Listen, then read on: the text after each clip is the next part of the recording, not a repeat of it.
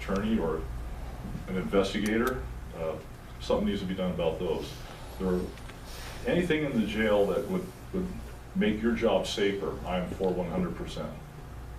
And we've seen over the years our coworkers who have been injured very badly in the job, some of which had to medically retire because of that. And there's no need for that. Yes, Jennifer. I asked this question to another candidate about the cross-training. I don't know if you understand that the sheriff's doing patrol and jail training and kind of cross-training people that are recently hired. How do you feel about that, and would you continue that? You know, I like part of it.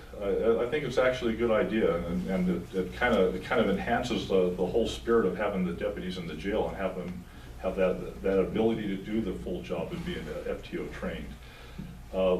That being said, I would probably look for some kind of middle ground on that. You know, I think we probably have some of the deputies working in the jail that's what they want to do, and that's great.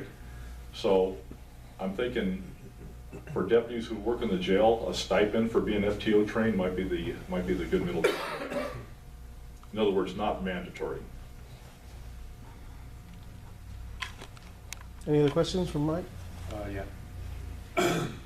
I work in one of the few positions, I think, in a department at one time used to be permanent position. I work in court services. And I understand the concept behind career enhancement. I'd like to know your view on the 3-year assignment to a career enhancement position, 4 years, 5 years if approved. To me, it doesn't seem that that period of time is long enough to develop a proficient at that position. And I know it can go back to being permanent. I'm not just talking about court services, but investigations as well.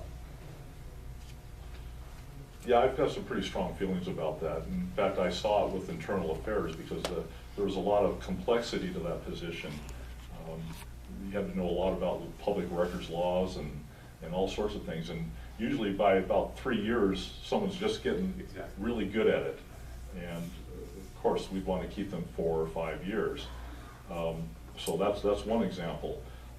Investigations, I like what we had before with you know, once you're an investigator, you're there. Is the policy now that you're paid out?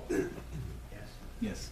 The court services is a different situation, and I believe that the judges who, if they have a bailiff that really works well with them and they like the guy, they should be able to keep him as long as they want, or as long as the deputy wants to be there.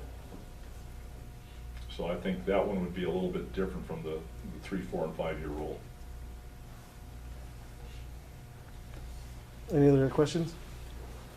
How much time we got? He has a minute on that, so we get 2 minutes to do A it. 2-minute closing statement or minute? It's up to you. Well, again, thank you very much for listening to me. If you have any questions about anything we've talked about, please give me a call. I'll tell you the truth. I look forward to hopefully getting your endorsement.